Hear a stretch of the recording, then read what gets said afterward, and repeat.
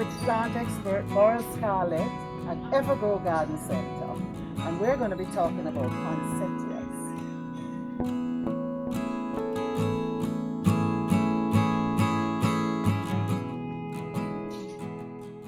Tell me something. When I was growing up, poinsettias were tall shrubs. What has taken place over the last, I don't know, is it about 20, 30 years that we now have all of this variety? Okay, thanks to the technology of plant breeding. So what was obtained, you said when you were growing up? When I was growing So many decades that? few decades few well. decades ago. Yes, they were shrubs only. Right, so plant Yeah. breeders have made massive strides in what is called hybrid breeding, plant breeding. So what has happened over the years is that they have bred new hybrids that are now dwarf short plants. So you breed in height, you breed in colors. So if you look at the colors that's obtained now, you have a whole array of colors now. So those wild or original varieties were very tall. So we have grown them now into short varieties that you get them blooming at this height. Yeah. How do they get the colors? I mean, is it that they keep? I notice I see new colors each year. Oh, you mean how do they get the breeders variety? get Because the they were colors always or- red earlier on. Okay, there's what is called like a mutation. Okay. So plants will mutate in the wild naturally from time to time, or what you call sports. So you will have this plant growing as a red, and then there's a sport that comes to a marble or a pink, and you this take that beautiful as this- variegated one. But then, if you look here, these are the flowers. So if you have a true, say, white color and a red color, you can cross them and get a pink. So yeah, so they can do crossing of the pollen. So you pollinate. And look now, these are the flowers in here. The flowers are here. This is not flower, this is a bract. It's a colored leaf. So it's a leaf like here that has been modified to have the color. And it's called a bract when it's colored. What causes a change in the leaf color? Okay, so once the plant is, the plant will grow vegetatively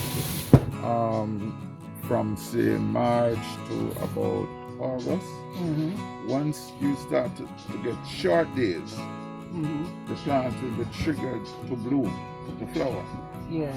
And again, these are the flowers in the center here. And as they flower, the leaves are modified, are becoming colored so that they can attract insects to pollinate the flowers. So they gradually change, so they can change right down.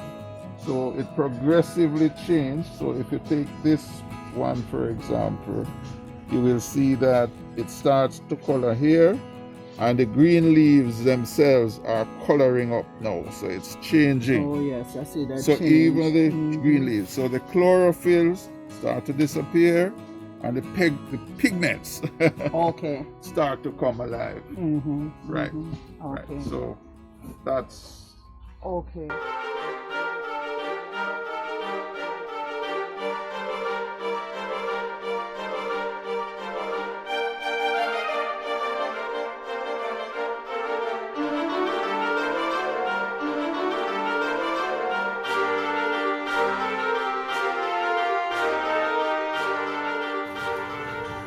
I think I've heard you say that in terms of what to do with the plants while we have them indoors. that the main thing is not to overwater, Correct. right? How often should we water? An average of once per week is good. Okay. So it's water it well, allow it to drain well, not sitting in the water. That is the key. And if there's a saucer, pour that Pour water it off away, yes. before putting it Yes, yes. back. Yes. Okay. These last a few weeks, right? And generally they lose the leaves, most of the leaves, I think. Not really. Most of the, well, what will happen if they lose the flower first? So the flower buds here will start to fall, and then you will have some new leaves start to coming out of here. Okay. So some new leaves will start to come through. These will not revert to a green. They will just start to send out some new leaves, and these colored one will disappear. Okay. Right. So Christmas is finished, and the plants are no longer as pretty as they were. Right. What do we do, and when? Is it spring that we should be thinking of repotting? Okay, so round about springtime is good time. So, but immediately after you have removed them from your indoor setting, you need to just prune them up a little. And by pruning up a little, you should be taking off these tops here, Right. these bloom. So you take the whole thing off, and you will have new buds coming out at every leaf base here. So don't be concerned. Just clip this off. Yeah. Clip this off. Clip this off, and then new buds will be coming out. And these are now vegetative. They won't be colored. Yes. So you are getting now vegetative growth. That's what you want. If we planted this in the ground, does it mean it will be a bigger plant? It will be big, yes, because Not like when I was not yes, decades ago. right. So it will become medium height because it's getting a lot of nutrients and so from the root system. So it will. Okay. Yes. What do we do with it for the rest of the year? Because the aim is to have it reblooming or coloring at the end of the year, so we have them again next year. You said, what do you do at the end of the year? What do we do during the course end of the season? Right. At the end of the season, we're going to cut back. Right. But what do we do after that, throughout the year? Okay. So you maintain it like you would maintain any plant. vegetative plant. So you make sure it gets enough fertilizer, it gets enough sunshine, it is not shaded, it's well treated, no insects, and it will just grow. You want to start to prune it though at about, you're going to give it 2 prunings before it's initiated to bloom again. So you want to prune it, like first prune about July. And then you can do a final prune in middle September. Okay. So you get multiple branches. Okay. And these now are the ones that will. Okay, so we have pruned these. So we started with one single plant like this. One stem. We have one stem, so this is the difference between a prune and a no prune. So this one, both started the same way. We prune this early, one prune, and then you get multiple branches. Branches coming off. Right. So, if you prune, you said the second prune is in August. Right, so We this was still only getting- pruned once. Okay. So if you had pruned this again, this would be a fatter plant. Okay. If you prune this, you'll get enough leaves coming out in time for Christmas, Yes, even from September. August? Okay. Or even up to September. You can. Even up to September you can prune. Yeah. All right. How do we get them to color? There are 2 ways you can do it, allow it to be done naturally, or you can depend on, or you can manipulate it. What it needs is whatever system you use, you need, okay, you know, up to, say, August, your sunlight is about 12 hours light, 12 hours darkness. When you get into about the middle of September, you start to change where you are getting now more darkness and less light. Yes. So you are down to now about 10:48. So once you get to about 10 hours of darkness, I know I say that, it would be 14 hours. So it's 14 hours now of darkness. Right, and less light. Yes. They will be triggered to blue. So you can, that will happen naturally beginning in September, or you can manipulate that with shading, manipulate light, that's all. Just put it in a very dark area. Because I have one at home that just did not change. Yeah, but dark is so subjective. Yes. Dark is...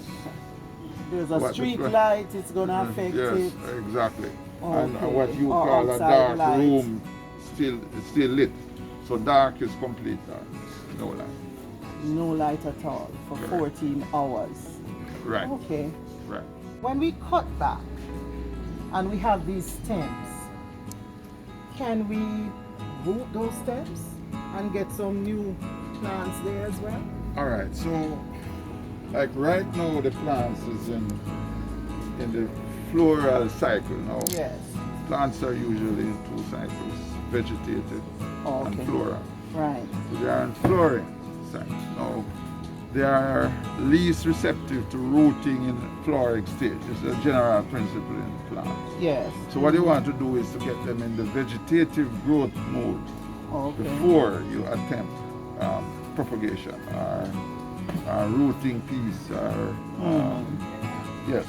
So don't try to root here. Right. Wait until you have pruned back and you are now getting vegetative green foliage, green limbs, green pieces. But what about the pieces that have been cut back when you were pruning it? When you're pruning, no, those must be dumped. Those must be dumped? Yes, so if we took off this, so this now would not have had flower in it. So this would have been something without flowers, say. So I just trim this. By say the first part of the year. Right. So after you have pruned back, and this now grows out like this. You after prune the back. First pruning, second pruning, can be any pruning because it's going to be vegetative. Okay. So you green. Right. So you take about 4 inches of this.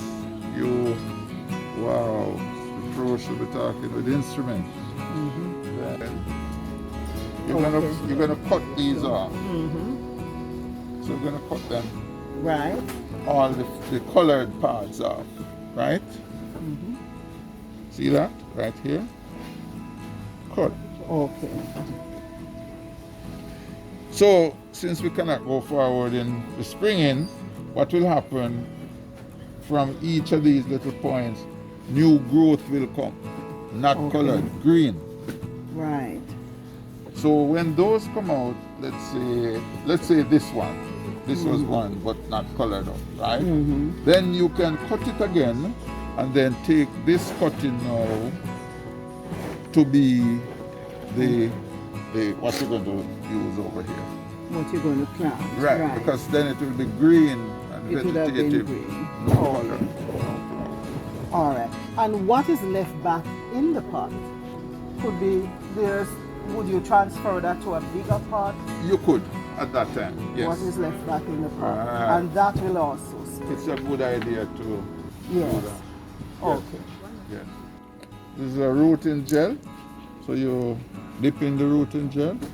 It comes as a powder also. So you have gel, powder, and you have a concentrate. So you have 3 forms that this rooting hormone comes in. So you dip. Then you have a cup like this. This is a 3.5 filled with Lambert potting mix. Then you insert this little cutting in there like that. And then you put it in your shade house. You can put like Remember, a we plastic might bag. not have a shade house. Right. You could put a little plastic bag over it. this. Mhm. So you put 3 sticks into this thing. So one, well, it should be a little taller. Yeah. Then you just put a plastic bag over this.